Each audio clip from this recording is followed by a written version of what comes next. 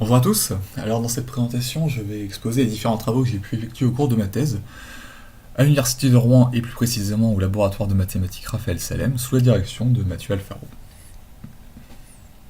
Alors mon exposé va s'articuler de la manière suivante. Tout d'abord, je vais commencer par introduire les différentes notions qui vont être abordées au cours de l'exposé. Et j'en profiterai également pour introduire un modèle de réaction-diffusion utilisé pour modéliser l'impact des lignes de diffusion rapide en écologie et en épidémiologie, qu'on appelle le modèle champ-route, et qui a donc été introduit une dizaine d'années auparavant. Ensuite, mon exposé se divisera en trois grandes parties, qui sont essentiellement les trois grands résultats que j'ai pu produire au cours de ma thèse. Le premier concerne la construction d'un système de particules en interaction pour retrouver les équations du modèle champ-route diffusif. Dans la seconde partie, je montrerai toujours d'un point de vue diffusif, mais cette fois-ci plus déterministe, une manière de dériver la solution du modèle champ-route diffusif. Et enfin, en troisième partie, j'aborderai des problèmes d'explosion en temps fini et de possible existence globale pour un système d'équations de réaction-diffusion surlinéaire. Et enfin, l'exposé se terminera par quelques perspectives. Donc, je vais commencer par rappeler brièvement une des manières de dériver l'équation de la chaleur dans un cadre de dynamique des populations en considérant des marches aléatoires. Donc on prend un individu qui vit sur ce réseau Z dont on a espacé les sites d'une largeur delta x, et à tous les pas de temps discrets delta t, on va imposer à l'individu de sauter sur un de ces deux sites adjacents avec une probabilité 1,5.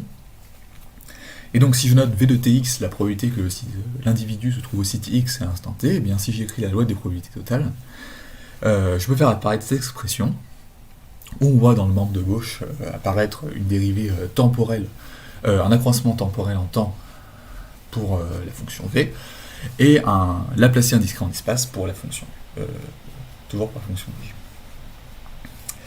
Et donc lorsque j'envoie mes pas de discrétisation delta t et delta x vers 0, tout en préservant le ratio parabolique, je peux, de delta x carré sur 2 delta t, je peux faire apparaître donc l'équation de... Je vais faire converger cette relation vers l'équation de la chaleur, écrite ici en jaune. Alors je vais maintenant introduire le modèle donc champ-route, avec une motivation épidémiologique qui est celle de la propagation de la peste noire au XIVe siècle. Alors la peste noire qui est apparue donc en 1346 dans la ville de Kaffa, suite à une invasion de l'armée mongole, a profité des routes de la soie, qui étaient une grande ligne commerciale reliant l'Orient et l'Occident, représentée ici en noir, pour accélérer sa propagation au sein de l'Europe. Et donc pour modéliser l'impact de telles lignes de diffusion rapide en écologie, en épidémiologie, Henri Béastiki, Jean-Michel Roquegeoffry et Lucas Rossi ont proposé en 2012 le modèle champ-route, qui est donc le suivant. Donc vous avez donc une version diffusive est présentée ici. Donc on considère une unique population qui vit sur deux espaces de dimensions différentes, et c'est une des principales particularités du modèle champ-route. On a donc deux domaines qui sont le champ et la route. Donc le champ est le demi-espace Rn-1 croix R plus étoile représenté ici en vert, tandis que la route est la frontière du champ, c'est-à-dire l'hyperplan Rn-1 croix 0 qu'on identifie Rn-1.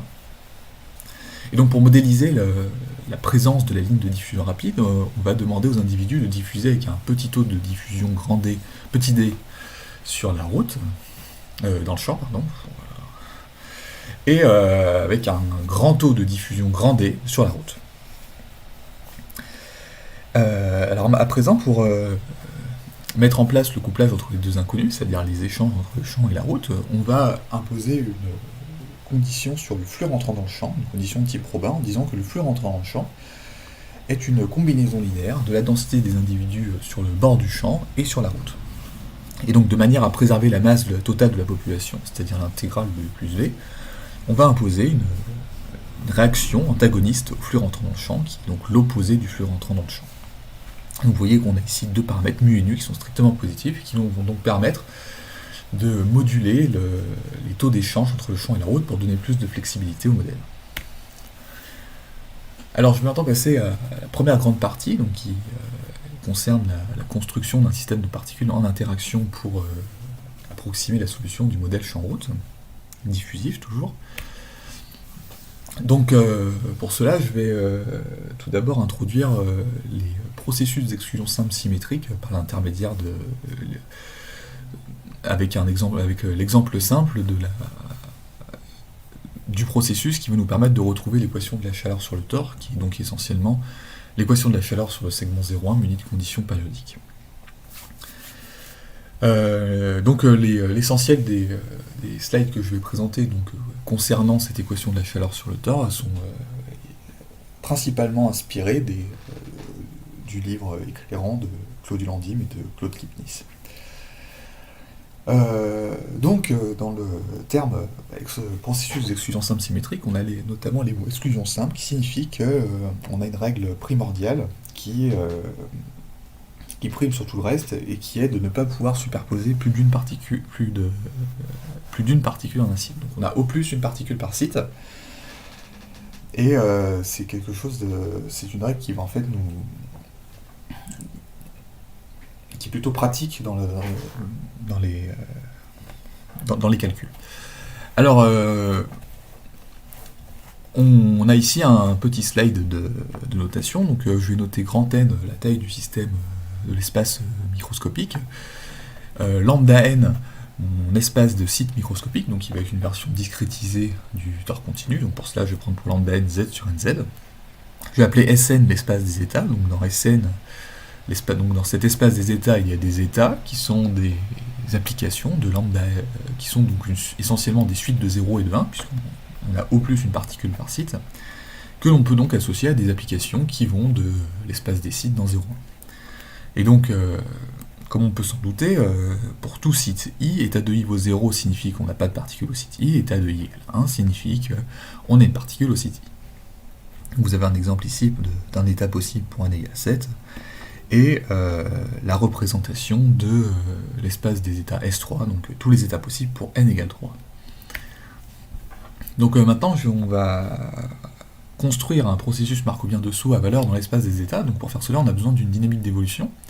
Donc pour faire cela, on va dire que chaque site dispose de deux horloges qui vont lui permettre essentiellement de faire sauter les individus du site I à gauche ou à droite. Et donc les horloges vont sonner à des temps aléatoires qui vont suivre des lois exponentielles de paramètre n carré. Alors en fait, l'espérance d'une variable aléatoire de loi exponentielle est en fait 1 sur son paramètre. Donc dans ce cas-là, en fait, les horloges vont sonner à fréquence moyenne n carré. Donc en ce sens, on dit que les horloges sont accélérées, puisque à mesure que la taille du système va grossir, les horloges vont sonner d'autant plus fréquemment que le système sera gros. Et donc la raison pour laquelle on accélère le système en n carré, c'est uniquement pour conserver un ratio parabolique entre l'espace et le temps. C'est-à-dire que tout à l'heure, pour assurer la bonne convergence vers l'équation de la chaleur de la marche aléatoire, il fallait présupposer que delta x carré sur 2 delta t était soit convergent, soit borné, mais n'était non explosant et non convergent vers 0. Et donc dans ce cas-ci, en fait, on a le temps caractéristique, qui est donc la fréquence moyenne le temps de sonnerie moyen des horloges, qui est donc 1 sur n carré, et d'autre part l'espace caractéristique, qui est l'intervalle entre deux sites, qui lui est 1 sur n. On voit bien que si on fait espace au carré sur temps, eh bien on va trouver effectivement une constante. Alors donc lorsque une horloge sonne, on va faire le mouvement qui lui est associé. Donc ici vous avez un saut à droite, et donc tout en préservant la règle d'exclusion simple qui prime sur tout, et donc tout mouvement qui mènerait à la superposition de deux particules est alors immédiatement annulé. Donc pour construire notre processus markovien, maintenant qu'on a une dynamique d'évolution, il nous faut une configuration initiale. Donc la configuration initiale est dans notre cas également stochastique et déterminée par une mesure de probabilité mu n. Donc ici vous avez la mesure de probabilité mu n est une mesure de probabilité sur l'espace des états. Donc ici vous avez un exemple de mesure de proba mu n sur S3. Et donc il va falloir, pour se raccrocher au problème macroscopique, relier en un sens la suite de mesures de probabilité mu n avec la donnée initiale du problème macroscopique U0. Et donc pour faire cela, on peut par exemple prendre mu n, un produit de mesure de Bernoulli, de paramètres, la donnée initiale évaluée en les sites microscopiques. Donc tout ceci me permet de construire proprement un processus markovien de saut à valeur dans l'espace des états Sn. Et donc maintenant, pour se rapprocher petit à petit du modèle macroscopique, on va changer d'échelle, passer dans une échelle intermédiaire qui est l'échelle mésoscopique, en prenant ce qu'on appelle la mesure empirique des états. Donc étant donné un état, je définis sa mesure empirique comme une somme de masse de Dirac sur le tore continu, là où se trouvent les particules, donc je rappelle que l'état de I vaut 0 ou 1. Le tout renormalisé par 1 sur n pour assurer que la masse totale de la mesure empirique soit bornée par 1. Donc du coup, la mesure empirique πn de l'état va vivre dans l'ensemble grand M, qui est défini comme l'ensemble des mesures positives bornées par 1 sur le tore continu. Et donc du coup, maintenant, ce qu'on va faire, c'est qu'on a un processus markovien de saut à valeur espace d'état. Maintenant, on va le transférer avec π dans un processus markovien de saut à valeur mesure.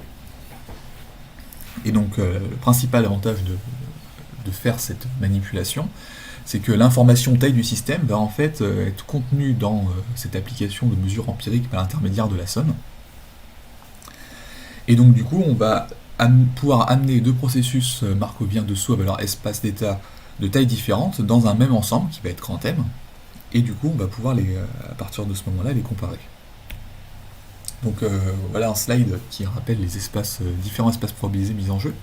Donc on a initialement état T, qui est notre processus markovien de saut à valeur espace des états, dans Sn. Donc ce processus, cette trajectoire état T vit dans D de 0 TSN, qui est l'ensemble des trajectoires K de lag à valeur de 0T à valeur espace d'état.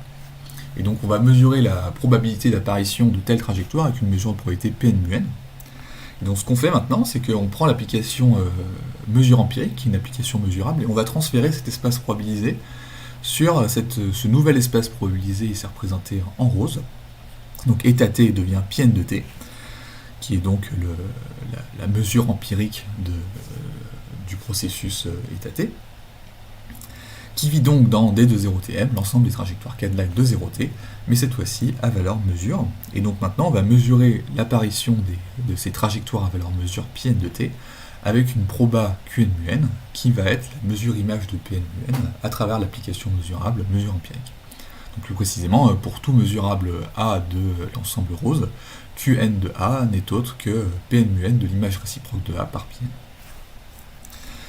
Et donc en fait, cette application Pn, ici, n'est en fait qu'une injection de l'ensemble jaune dans l'ensemble rose, puisque en fait l'ensemble rose est beaucoup plus grand, puisqu'il contient des trajectoires à valeur mesure, mais dans un cadre très général. Tandis que l'application Pn, elle, ne produit que des mesures qui sont atomiques, par définition, puisque en fait Pn est une somme de masse de Dirac. Donc dans cet ensemble rose ici, on a notamment des trajectoires de mesure qui sont absolument continues par rapport à la mesure de Lebesgue pour tout temps. Et on a notamment une mesure qui est très particulière, la mesure ici en orange, qui est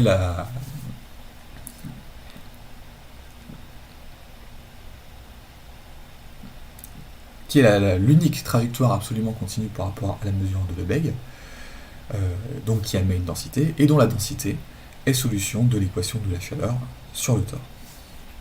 Donc dans ce qui va suivre, en fait, mon objectif va être de montrer donc qu'on a la convergence, en un sens, de Pn de T vers cette unique trajectoire ici représentée en orange.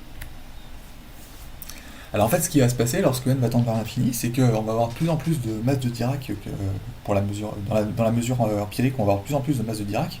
Donc ça va envahir l'espace macroscopique, et de sorte qu'à la limite, cette somme de masse de Dirac va acquérir une densité qui va être la solution de notre problème. Et donc en fait, ce qui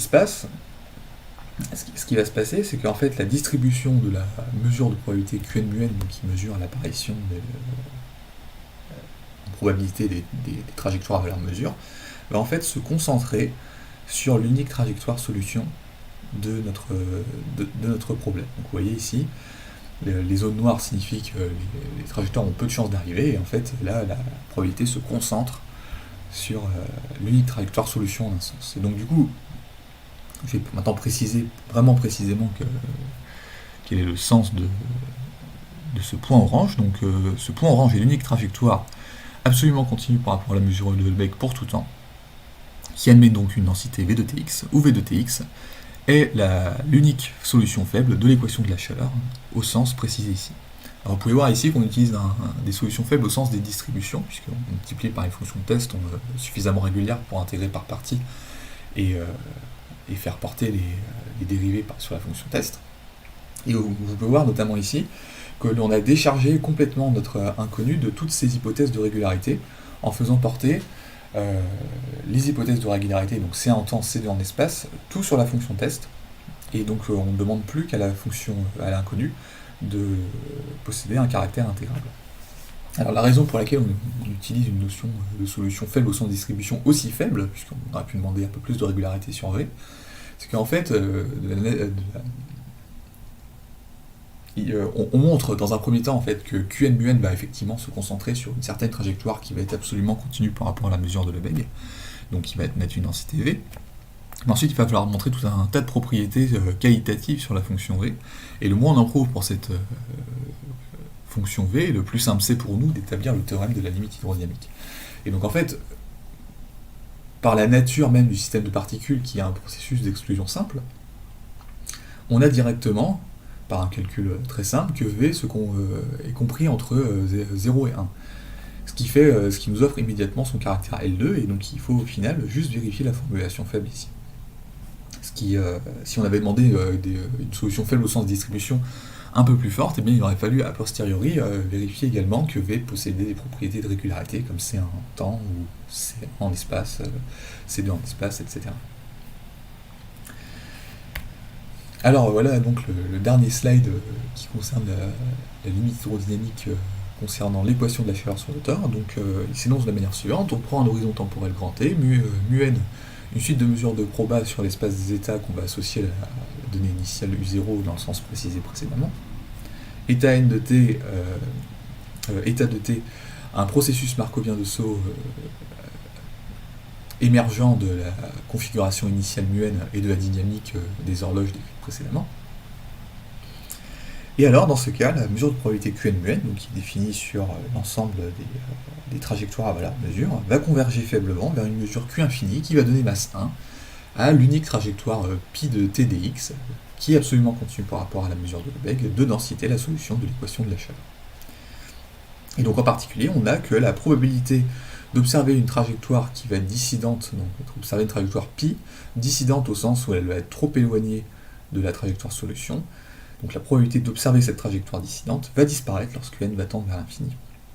Et donc c'est ce qu'on peut voir sur cette petite animation, c'est que cette trajectoire dissidente, qui est donc au sens où elle est éloignée plus que de delta de notre trajectoire solution, va disparaître dans la zone noire, qui correspond aux zones de très faible probabilité de la mesure de probabilité Qn mu.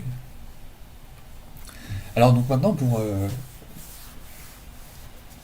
passer progressivement à la construction d'un processus d'exclusion simple pour approximer les équations du modèle champ-route, je vais avoir besoin d'introduire des dynamiques de bord, puisqu'en fait le modèle champ-route fondamentalement a un bord intéressant qui est l'interface qui fait les échanges entre le champ et la route. Donc pour faire cela, je vais présenter les travaux de Baldasso et ses collaborateurs, qui concernent donc l'équation de la chaleur sur le segment 0,1 avec l'utilisation de différentes conditions de bord. Alors, ce que font ces chercheurs, c'est que cette fois-ci, ils considèrent un processus d'exclusion simple symétrique non plus sur le tore discrétisé, mais sur un segment discrétisé. Et donc à l'intérieur, ils font déplacer les particules au moyen d'horloges accélérées en n carré d, donc ce qui va permettre de retrouver essentiellement l'équation de la chaleur à l'intérieur du domaine. Mais sur les bords, ils imposent 4 dynamiques différentes, qui sont des dynamiques de naissance et de mort, et une pour chaque bord du domaine. Et donc vous pouvez voir que les horloges qui gèrent les dynamiques de bord sont, elles, accélérées en n puissance 2 moins θ, où θ est un paramètre strictement positif, qui va permettre en fait de jouer sur le scaling espace-temps spécifiquement pour cette dynamique de bord. Et donc leur résultat est le suivant: si θ entre 0 et 1, on observe des conditions de type Dirichlet; si θ est plus grand que 1, on observe des conditions de type Neumann, et le cas particulier de θ égale 1 nous produit des conditions de type Robin qui sont intermédiaires entre Neumann et Dirichlet. Alors, cela me permet donc maintenant de présenter le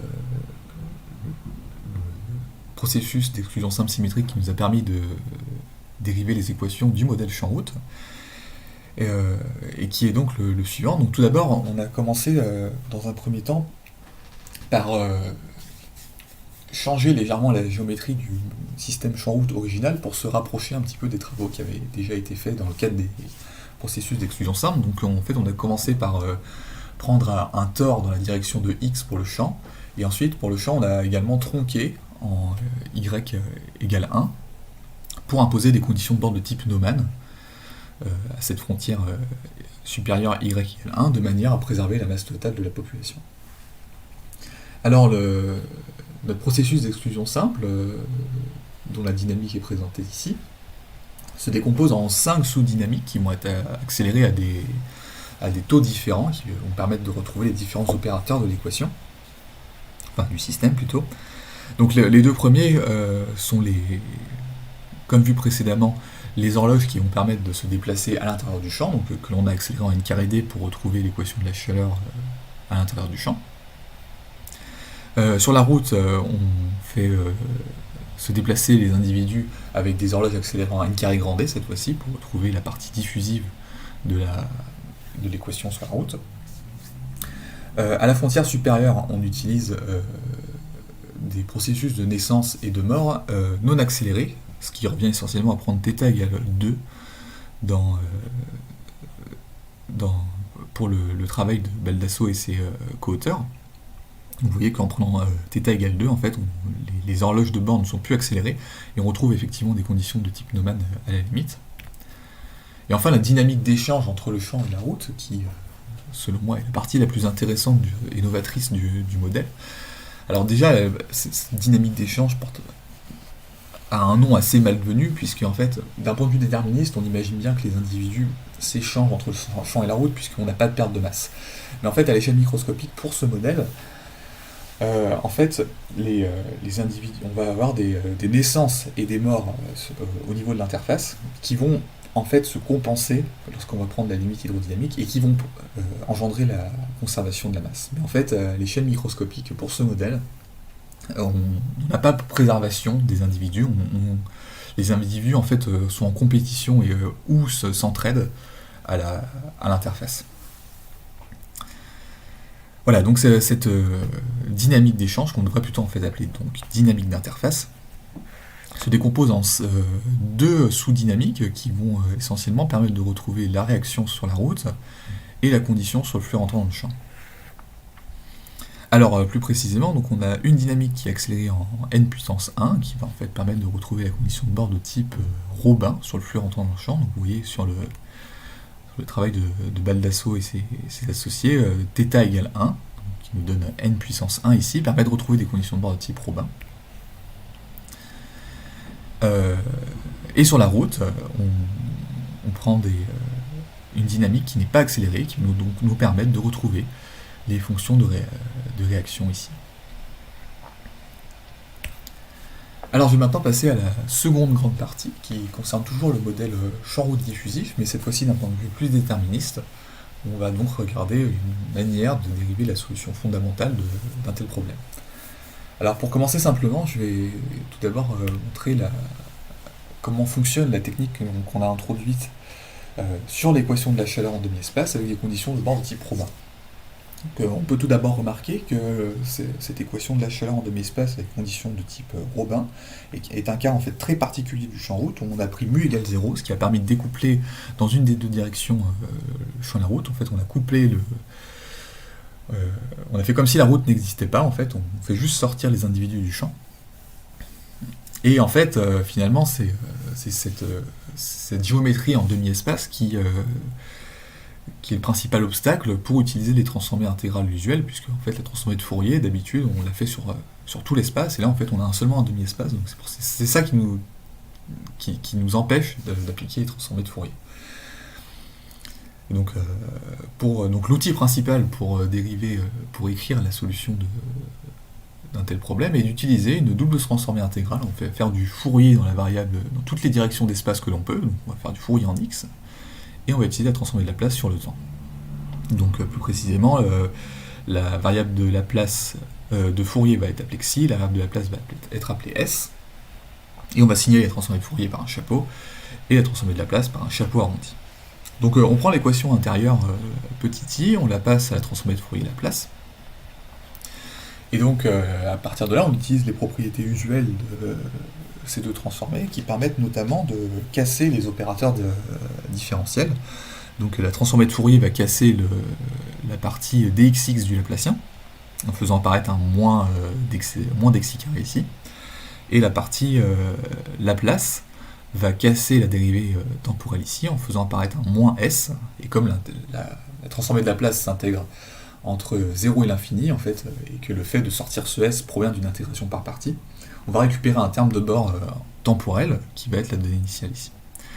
Donc le fait de passer notre équation à la transformée de Fourier et de Laplace nous amène sur une EDO linéaire d'ordre 2 en y, sur la transformée de Fourier-Laplace de notre solution, où s et xi vont jouer le rôle de paramètres. Et donc pour résoudre une telle EDO linéaire d'ordre 2, il faut qu'on fixe deux degrés de liberté. Donc pour faire cela, on va tout d'abord utiliser la condition de type Robin en y égale 0, qui va nous fixer un des 2 degrés. Et dans un second temps, on va dire que la transformée de Fourier-Laplace de 2v va disparaître lorsque y va tendre vers l'infini. Et ceci nous permet en même temps de se débarrasser des solutions de type Tikhonov qui ne disparaissent pas à l'infini et qui sont des solutions qui n'ont pas de sens physique dont on veut se débarrasser. Donc en fixant ces 2 degrés de liberté, on peut trouver une expression explicite pour la transformée de Fourier et de Laplace de notre inconnu, qu'il faut ensuite inverser, que l'on parvient en fait à inverser de cette manière, où l'on voit ici que notre inconnu v s'écrit comme l'intégrale sur le domaine de la donnée initiale contre une certaine fonction h nu, qui va être la solution fondamentale du problème. Donc ici, nu est le taux d'échange, enfin le taux de sortie des individus du demi-espace. Alors en appliquant une méthode similaire sur le modèle champ-route, on est parvenu à faire apparaître, à donner une expression semi-implicite de la solution du problème, et qui est donc écrite ici.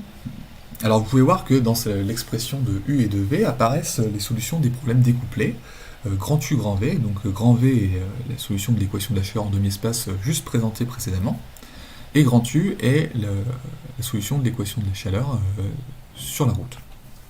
Alors dans l'expression de ce UV ici, on a notamment une fonction grand lambda, qui est en fait une fonction qui est assez rigolote, qui est très compliquée à exprimer, donc c'est pour ça que je ne l'ai pas écrite ici, mais qui est en fait une interprétation physique assez rigolote. On peut s'en rendre compte en fait en prenant pour donnée initiale V0, U0, 0 sur le champ et une masse de Dirac sur la route. Alors en faisant ça, grand V est la solution de la chaleur partant de 0, donc essentiellement va être identiquement nul. Donc ce terme ici disparaît, ce terme ici disparaît, de sorte que cette intégrale disparaît aussi, et V est alors à une constante près l'intégrale de lambda contre une masse de Dirac, donc essentiellement lambda. Donc en ce sens, si vous mettez une donnée initiale de type Dirac, plus précisément 0 dans le champ et Dirac sur la route, vous observez V, bien, V est exactement lambda à une constante près. Et donc en ce sens, lambda peut être interprété comme une des parties du noyau du modèle de la solution fondamentale du modèle champ-route, et qui serait, pour le coup, un noyau d'échange de la route vers le champ, c'est-à-dire que je mets une masse de Dirac sur la route et j'observe ce qui se passe dans le champ. Alors je vais maintenant passer à la troisième et dernière partie de l'exposé, qui concerne donc des résultats de type Fujita sur un système que j'ai appelé échangeur de chaleur. Alors en fait, les deux premières parties concernaient des problèmes linéaires, mais sont en fait un premier pas pour attaquer des problèmes non linéaires qui ont de l'interprétation, qui ont de nombreuses interprétations dans le cadre de la dynamique des populations et de l'écologie. Alors plus précisément, juste pour cette équation de réaction-diffusion. Donc pour l'instant, essentiellement, ce qu'on a regardé, c'était dTu égale Laplacien U, donc on a juste regardé du mouvement. Mais donc maintenant, on va ajouter une fonction de réaction f de u qui va modéliser essentiellement de la création et de la suppression d'individus, et on va s'intéresser au phénomène d'invasion et de persistance et d'extinction à l'ajout de cette fonction de réaction. Parce qu'en fait, l'équation de la chaleur toute seule va éparpiller les individus et tuer la population en l'éparpillant dans tout Rn, tandis que si on ajoute une fonction de réaction f de u, eh bien la croissance peut contrecarrer ce phénomène de dispersion et mener une invasion. Et donc du coup, je vais montrer par la suite que une bonne maîtrise du phénomène diffusif permet de résoudre certaines questions non linéaires en ajoutant certaines fonctions de réaction ici. Donc j'ai donné ici quelques exemples de fonctions de réaction classiques. Donc la plus classique à mon sens c'est la fonction de réaction de type KPP. Donc là vous avez une logistique par exemple, U1-U, pour laquelle on va voir tout à l'heure, on a une invasion systématique de l'espace. Ceci en fait étant dû au fait que l'équilibre 0 en fait est très fortement instable. Ceci étant dû au fait que si on rapporte la croissance au nombre d'individus, donc si on fait f de u sur u, ça vaut 1 - u, qui est donc maximal lorsque u égale 0. Alors ce qu'on peut faire ensuite, c'est qu'on peut affaiblir légèrement cette fonction de réaction en introduisant ce qu'on appelle en biologie un effet Ali, et qui signifie que la population présente des difficultés de croissance à faible densité, qui peut être un peu plus réaliste que la fonction de réaction du type KPP. Alors cette difficulté de croissance peut s'expliquer par de la consanguinité au sein de la population, la difficulté à trouver un partenaire, la moins bonne résistance aux phénomènes climatiques. Enfin, de manière générale, l'isolement provoque la mort, si on veut résumer l'effet Ali. Et donc là, vous avez trois fonctions de réaction qui sont des exemples d'effet Ali. Donc mathématiquement, l'effet Ali se définit en disant que le taux de croissance rapporté à un individu n'est plus maximal pour u égale 0, ce qui était le cas pour la fonction de réaction de type KPP. Donc vous avez notamment l'inition, le bistable, et la fonction de réaction de type monostable dégénéré, qui en un sens est la plus proche du modèle KPP, puisqu'en fait on a juste ajouté une puissance 1 plus P au lieu de 1 sur le U. Et donc l'équilibre 0, qui était pour le DO linéairement instable, n'est plus linéairement instable. Donc du coup, en augmentant cette puissance ici, en fait, on écrase la pente en 0 ici, et on rend plus difficile l'invasion. Voilà, donc c'est essentiellement ce qui est écrit ici. Et donc P, ici, le paramètre P est directement un indicateur de l'effet Ali. Plus P est grand, et plus l'effet Ali va être intense. Alors, comme je l'ai dit tout à l'heure, pour l'équation de KPP, on a une invasion systématique de l'espace, puisque la fonction de réaction U1-U est d'autant plus performante que la population est faible. Mais lorsqu'on introduit un effet Ali avec l'équation monostable dégénérée, eh bien, si P est trop grand, en un sens que l'on verra ensuite, eh bien, les petites données initiales mal conditionnées pourront s'éteindre, tandis que les grandes données initiales pourront envahir. Donc vous voyez ici, j'ai pris essentiellement deux fois la même équation, avec j'ai juste changé la hauteur du step. Donc pour un petit step, la population va s'éteindre, tandis que pour un grand step, la population va réussir à envahir. Alors dans ce slide, je résume ceci dans le cadre de la réaction-diffusion dans le cadre scalaire, mais aussi dans le cadre champ-route. Donc pour l'équation de réaction-diffusion dans Rn, dTV égale Laplacien V plus F de V, donc on a donc bien systématique invasion dans le cadre KPP, donc on appelle ça le R-trigger effect. Et donc en 1978, Aronson et Weinberger ont montré qu'il y avait une puissance critique, P égale 2 sur n, donc en dessous de laquelle, donc si P est plus petit que 2 sur n, alors on est suffisamment proche de KPP pour préserver l'invasion systématique, tandis que si P est plus grand que 2 sur n, l'effet Ali est trop important, et les données initiales mal conditionnées vont s'éteindre en temps. Alors ce qu'ont fait Berestiki, Roche-Joffre et Rossi en 2012, c'est qu'en introduisant leur modèle champ-route, ils ont directement montré que les fonctions de réaction du type KPP dans le champ menaient à une invasion systématique du milieu, comme dans le cas scalaire. Et donc une des premières questions que l'on s'est posées pendant la thèse était de savoir est-ce que on est capable de produire des résultats de type Aronson et Weinberger sur le champ route en ajoutant une fonction de réaction monostate dégénérée dans le champ.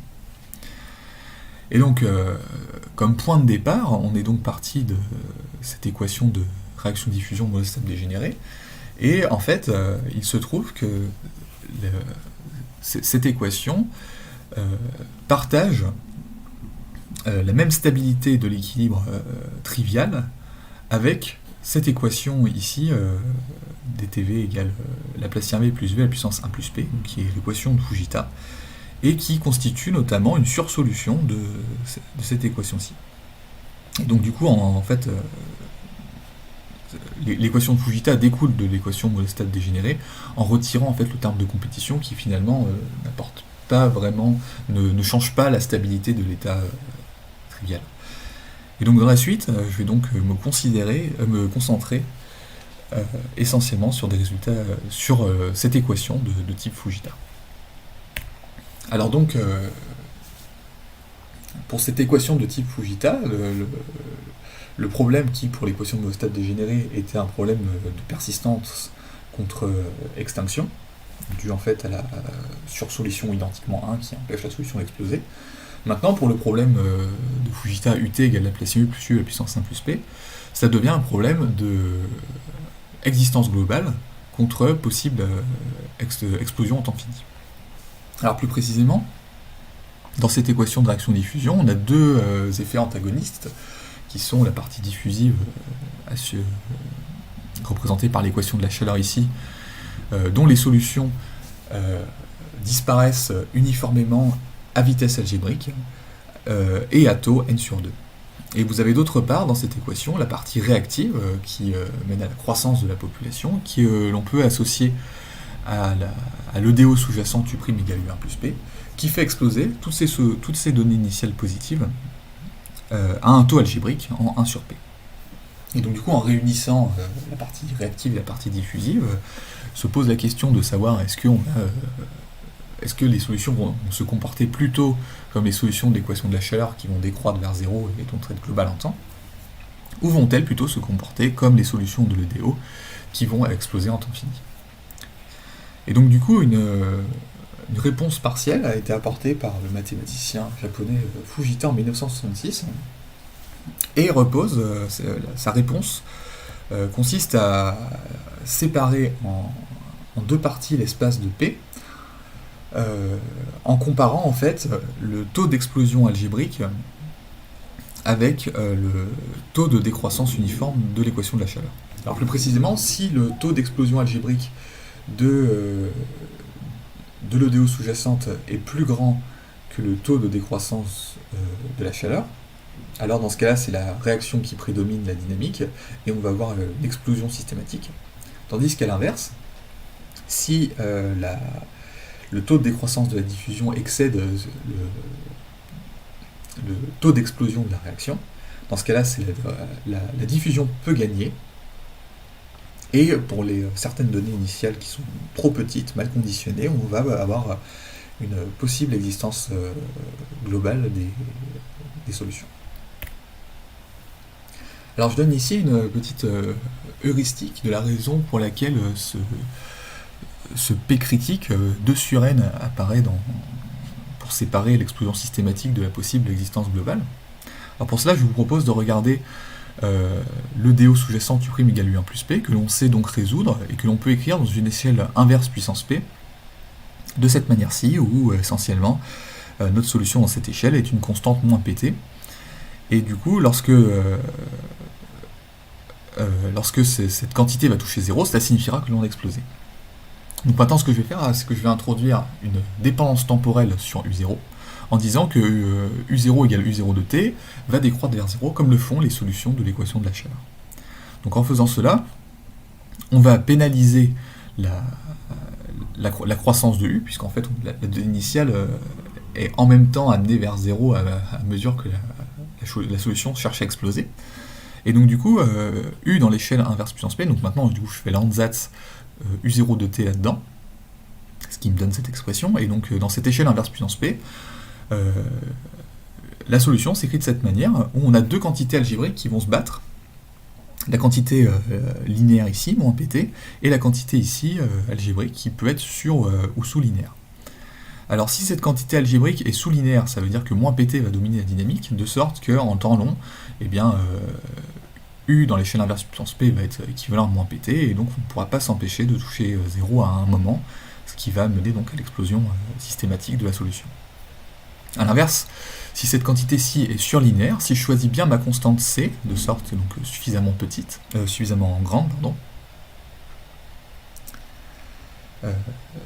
suffisamment petite, eh bien,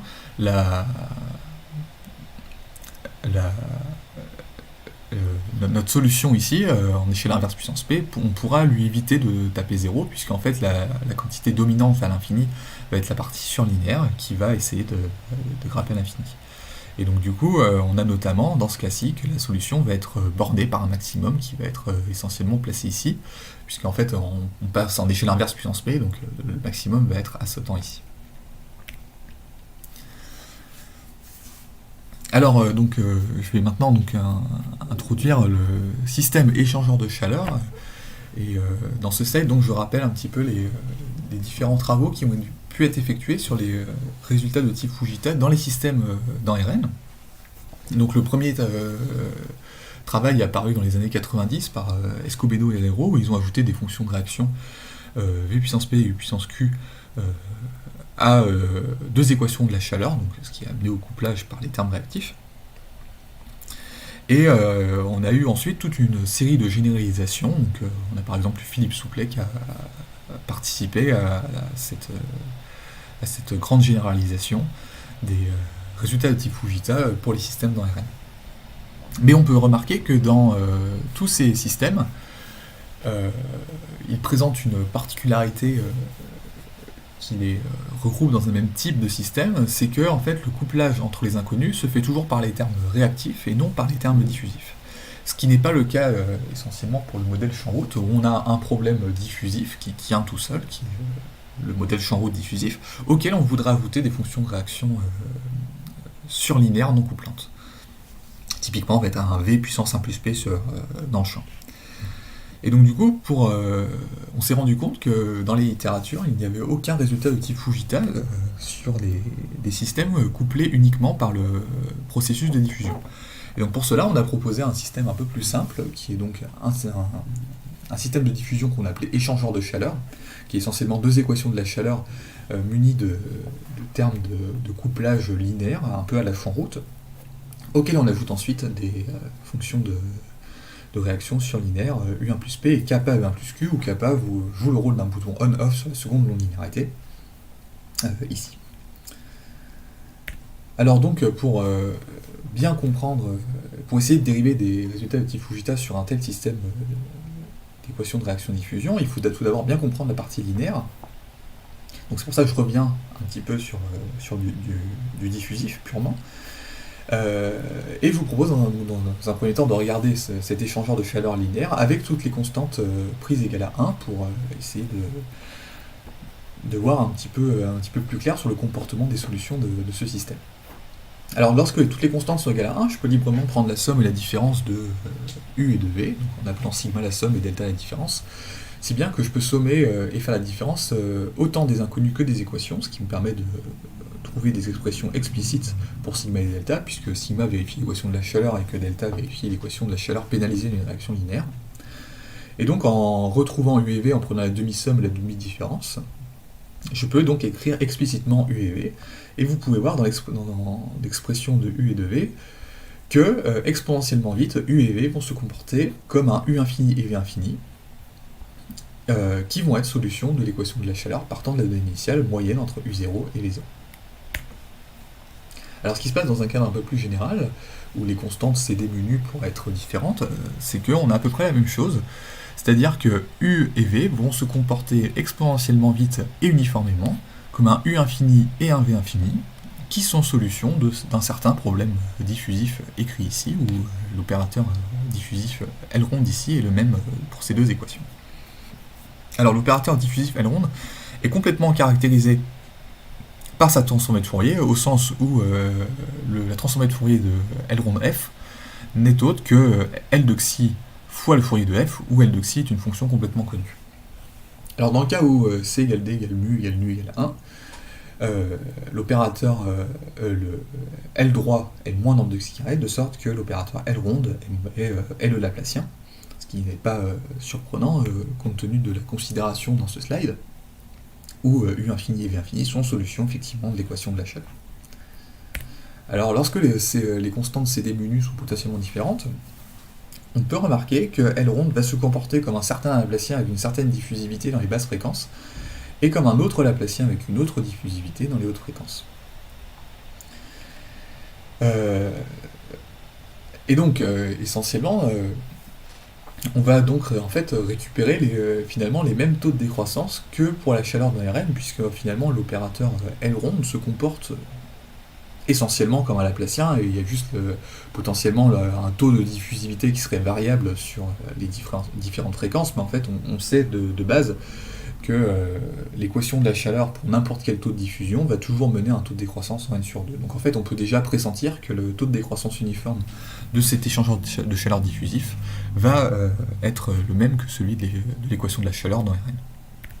Donc c'est effectivement ce qui se passe, hein. On a le corollaire suivant qui nous dit que les solutions U et V sont contrôlées uniformément comme les solutions de l'équation de la chaleur, donc par C sur T puissance n sur 2. Alors la manière d'acquérir ce résultat est d'utiliser en fait les inégalités de Hausdorff-Young, puisqu'en fait on n'est pas capable de produire une expression explicite de U et de V pour l'échangeur de chaleur diffusif, mais on est capable de produire une expression explicite pour leur transformée de Fourier. Et donc du coup on va tout travailler en fréquence en utilisant cette inégalité de Hausdorff-Young qui stipule que le sub de f, une fonction f possède les bonnes propriétés pour le passage à la transformée de Fourier, le sub de f est contrôlé par une constante fois la masse de sa transformée de Fourier. Ceci découle directement de la définition, enfin la formule d'inversion de la transformée de Fourier. Donc tout d'abord on peut remarquer que pour obtenir un tel résultat, il suffit d'estimer les parties persistantes, puisque les parties évanescentes vont disparaître exponentiellement vite. Donc pour produire un résultat un décay de type algébrique, on peut oublier les parties exponentielles décroissantes exponentiellement vite. Et donc du coup, il faut estimer les masses des parties persistantes. Donc pour faire cela, en fait, on sépare les hautes et les basses fréquences de U chapeau infini. On dit que les hautes fréquences vont disparaître exponentiellement vite. Donc en fait, ce qu'on fait essentiellement, c'est qu'on sépare les hautes des basses fréquences d'un paramètre A qui est fixé, donc, et on dit que A va être est choisi arbitrairement en fait. Et donc pour A choisi suffisamment petit, on va pouvoir en fait utiliser le développement limité de l'opérateur L droit dans les basses fréquences.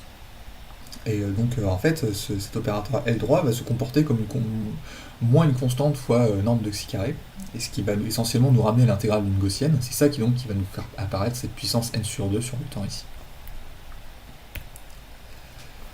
Donc muni de ces résultats de décroissance de l'échangeur de chaleur linéaire, on peut maintenant, qui sont donc la première étape vers les résultats de persistance contre extinction dans le cas de monostème dégénéré, on peut maintenant produire des résultats de type Fujita pour l'échangeur de chaleur, donc le résultat donc, en ajoutant des réactions surlinéaires non couplantes.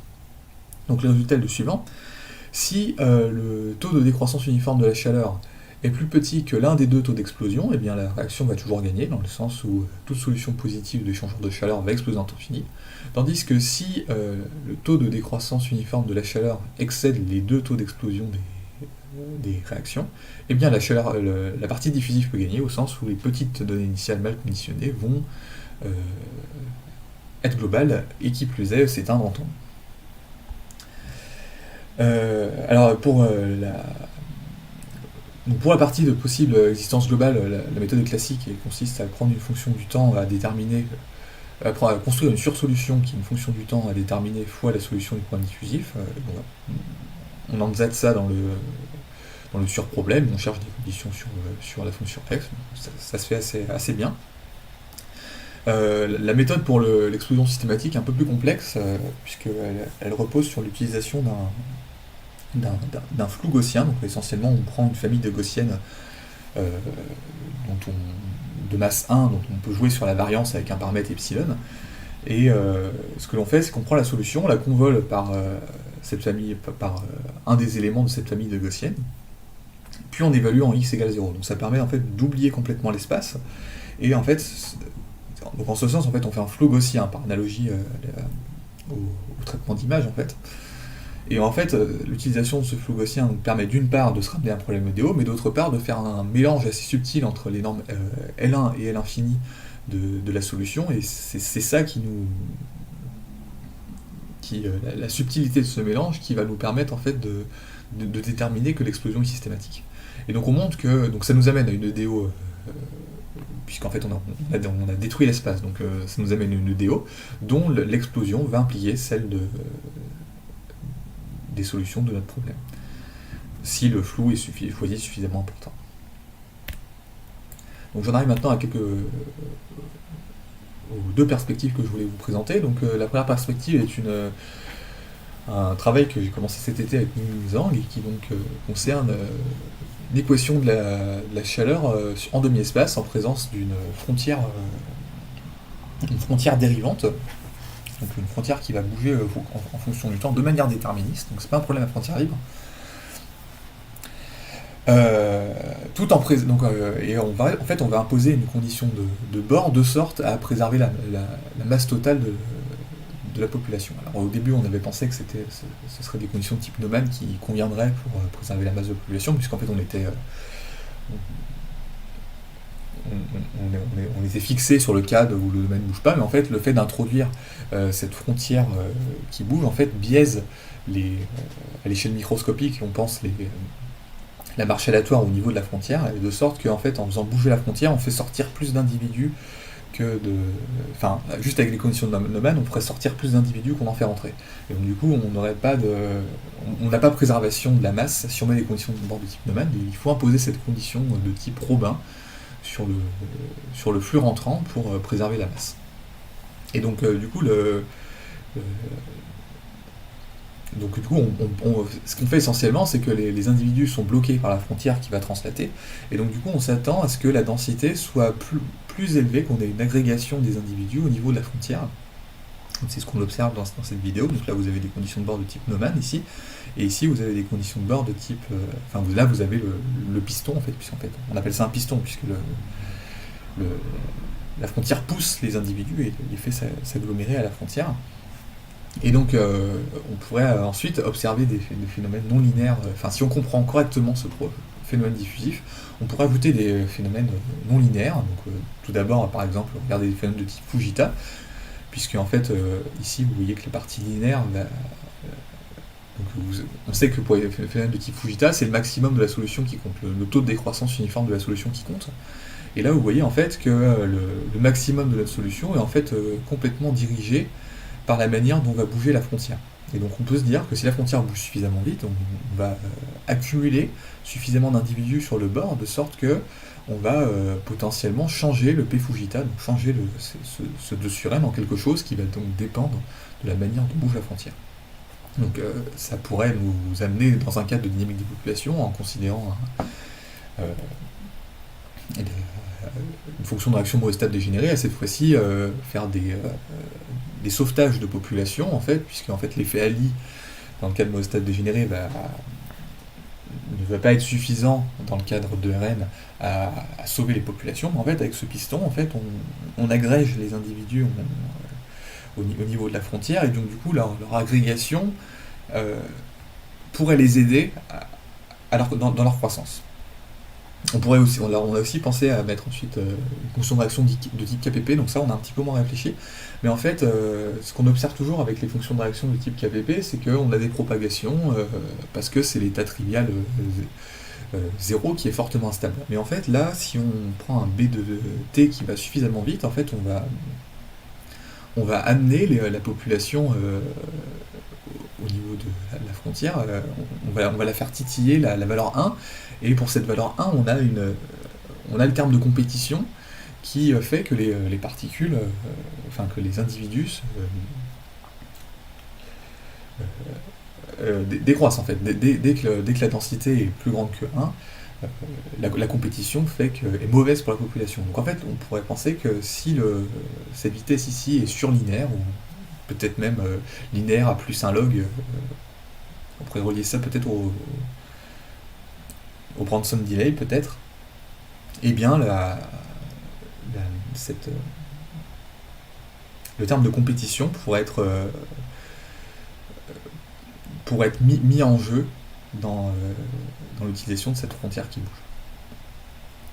Voilà, et donc une deuxième perspective est un travail en cours de réalisation, donc je ne sais pas mentionner, mais donc ce travail est en cours de réalisation avec Ming Zhang qui travaille donc à l'Institut Paul Sabatier. Et donc une deuxième perspective est un travail en cours avec Romain Ducasse et qui concerne la propagation de connaissances par l'intermédiaire d'une dynamique SIR. Donc en fait, ce qu'on a fait, c'est que en fait, si on prend le modèle SIR classique en ajoutant un Laplacien dans la partie désinfectée, on peut se rendre compte qu'on peut faire apparaître pour la catégorie des individus rétablis une équation de type KPP. Donc c'est pas une logistique, c'est une équation de type KPP où on a l'équilibre stable est solution d'une équation transcendante, donc c'est pas 1, c'est quelque chose qui n'est pas complètement clairement déterminé. Et donc ce qu'on s'est dit, c'est qu'on va faire l'analogie entre propagation de maladie et propagation de connaissances. Donc pour cela, en fait, on a pris un nombre dénombrable de systèmes SIR qu'on a mis bout à bout en chaîne, comme ça. Et donc, ce qui nous intéresse, c'est de savoir, pour les suites de propagation, alpha n, mu n, de savoir est-ce que pour certains jeux de paramètres, on va... Donc en fait, ce qui va se passer, c'est que... on va le voir ici, c'est que ici, donc en fait, ce qui se passe, c'est que les individus infectés sont des individus qui ont appris, donc on fait l'analogie entre les mots et donc on va dire que I est par exemple un niveau de connaissance, donc par exemple un nombre de mots, et on dit qu'on est infecté si on vient d'apprendre, on est infecté en I, petit i, si donc I2 par exemple vient d'apprendre le mot 2 et va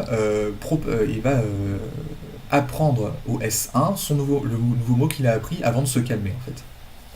Donc là, ce qui se passe, c'est que S0 va apprendre un mot par I1, il va être excité, donc il va apprendre son mot au S0, et puis au bout d'un moment, il va se calmer, puis se faire contaminer, donc rapprendre un nouveau mot par I2, se calmer, etc.